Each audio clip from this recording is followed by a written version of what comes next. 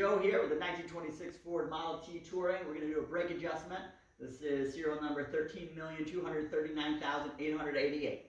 You'll notice when you step on the pedal, it's going all the way down to the floorboard, and it's not really pulling the car to a stop. That's the hog's head. That's the first thing we're going to do, and to do that, we got to remove the floorboard.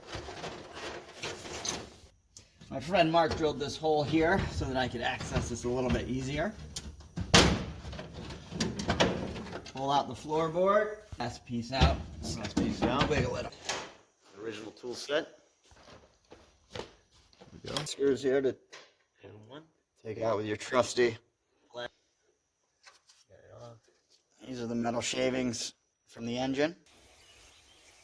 Clean it up. Just loosen it up. Cleaning it up with the cleaning the screen. All cleaned up, ready to go. All right. Next thing we need, what, number one? Isn't really. We're going to tighten this bolt right here. Tighten that bolt. There's a groove in it. Right.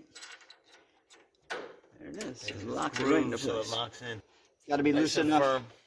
Loose enough though so the brake isn't stopping the transmission. This is the reverse. I'm going to tighten this one as well. You can see it's a little loose. Does this one also click into place? Yes, it will.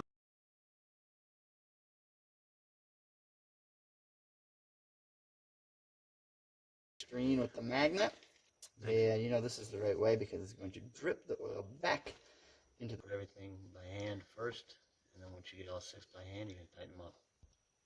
All right, last screw, everything's tight. Put some grease back over here. Floorboard in. Click around there. Drops in. Good to go. There we go. You can see that the brake is not hitting the floorboard anymore. Oh, yeah. Perfect.